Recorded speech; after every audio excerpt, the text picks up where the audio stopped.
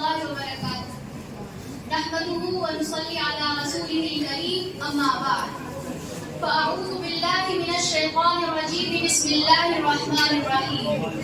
فيه رجال يحبون أن يتطهروا والله يحب المتطهرين. صدق الله العلي العظيم. رب اشرح لي صدري ويسر لي أمري واحلل عقدة من لساني يفقهوا قولي. صدر ذی وقار اور قابل قدر اسٹیج پر تشریف فرما حضرات اور تمام سامعین کرام، آج میرا موضوع صفائی کی اہمیت ہے. میں اس شعر کے ساتھ اپنی بات کا آغاز کرتی ہوں. یہ عزت نفس اور عظمت انسان ہے، یہ عزت نفس اور عظمت انسان ہے. روح کی پاکیزگی ہو یا ماحول کی ستھرائی، روح کی پاکیزگی ہو یا ماحول کی ستھرائی، دراصل صفائی نصف ایمان ہے. صدر ذی وقار، معزز مہمان گرامی، اساتذہ کرام اور میرے ہم مکتب ساتھیوں، آج میں اپنے خیالات اور جذبات کو جذبہ شوق بہارت کے مصداق حسن و جمال کے لفظوں کو ذوق وسعت سے جمال وطن کی رنگینیوں کو حسان میں لاتے ہوئے ماحول کو جاذب نظر بنانے کے لیے آپ کے ذوق لطیف کی سماعتوں کی نظر کرتی ہوں.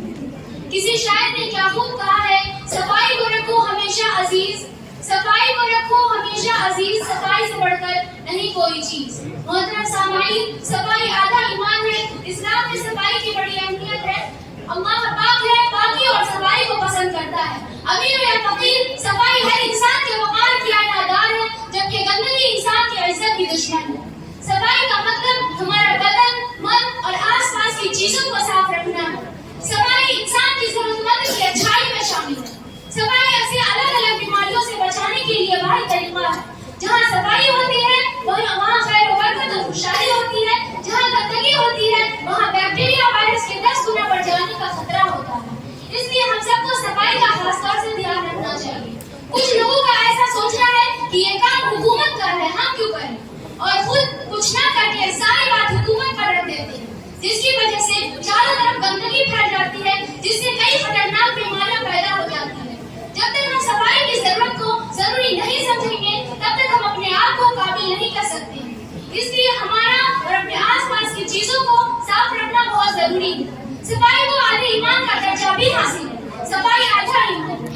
صفائی زندگی کا ایک لازمی پہلو ہے، یعنی اوور آل ہیلتھ اور تندرستی میں معاون ہے.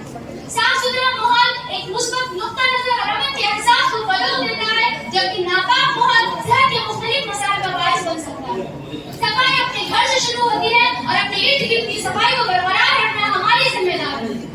اس میں ہم اپنے گھروں کی باقاعدگی سے صفائی اور کچرے کو مناسب جگہ سے ٹھکانے لگانا بھی شامل ہے. قرآن پاک میں ارشاد باری تعالیٰ ہے، وَالثِّيَابَ فَطَهِّرْ، کہ تم اپنے کپڑے کو بھی صاف رکھو. ایک حدیث کا بھی مفہوم ہے کہ اللہ تعالیٰ توبہ کرنے والوں کو پسند کرتا ہے اور خوب صاف ستھرا رہنے والوں کو بھی پسند کرتا ہے.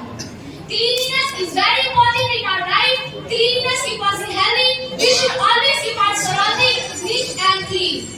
آخر میں صدر اعلیٰ سے گزارش کرتی ہوں کہ میں اس نظم کے بعد انشاءاللہ تعالیٰ اپنی جگہ لوں.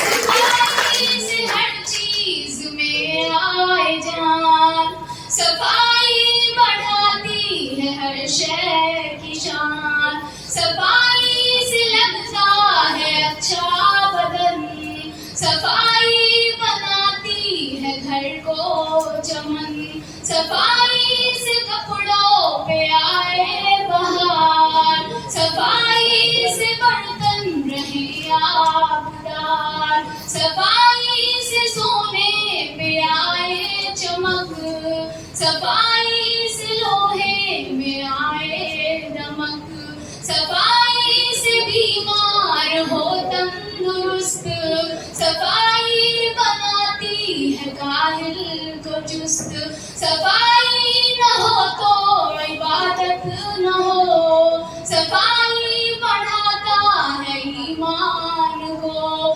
گھروں میں جو اپنے صفائی رکھے تو بیماریاں دور ان سے رہے. جزاک اللہ خیر. اللہ تعالیٰ ہم سب کو سننے سے زیادہ عمل کرنے کی توفیق عطا فرمائے.